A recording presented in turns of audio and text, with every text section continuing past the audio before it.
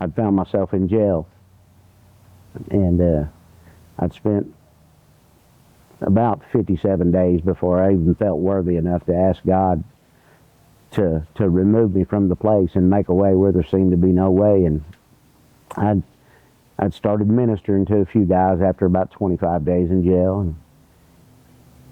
And one night I asked God to deliver me from the place that I was at. And I didn't have a bond hearing in sight for 3 months. And the very next morning, I didn't have a bond hearing. I didn't have a court date. I didn't have nothing for 3 months out. And I prayed that prayer to God. And the next morning, against all odds, the guards woke me up and said, "Mr. Garland, you got a court hearing," okay? And they took me on a big screen across the hall to see the judge. And the judge said, "Mr. Garland, I don't know why I'm doing this. Don't ask me why I'm doing this. But as far as I'm concerned, you have a signature bond. Pack your stuff." So I went back to the streets, and after God doing even that for me, you would think I'd have stayed sober. I was facing all kinds of time. I was indicted in 2 different counties, and I was looking at a bunch of time. Anyways, I went back to use. And I found myself at my regular court hearing, which was 3 months out, and I'd done everything in the world to pass a drug screen. The prosecuting attorney asked me or the judge asked me if I could pass a drug screen. And I told him yes, of course, and which I was lying.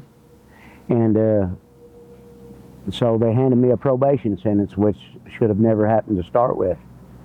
And I'm walking out the double doors of the courthouse, and when I make it out the double doors, the Lord says, "Is that all you're going to do? Is that what you're going to do after everything I've done for you?" And I mean, spoke right to my heart.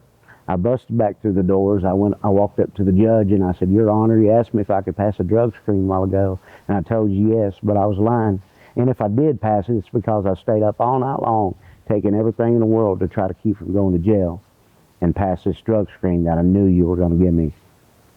And I said, "I've never been offered any help for drugs, not once, okay? And if you don't send me to rehab and demand me to go to treatment, then I'll go out here and I'll spend the rest of my life doing drugs." And he said, "Well, I've never heard anything like that in my life." He said, "You're wanting me to demand you to go to treatment?" I said, "Yes, I've never been offered any kind of help." I said, "I'm a drug addict. That's what's wrong with me." And he said, "All right, Mr. Garland, you got 10 days to be in a treatment center."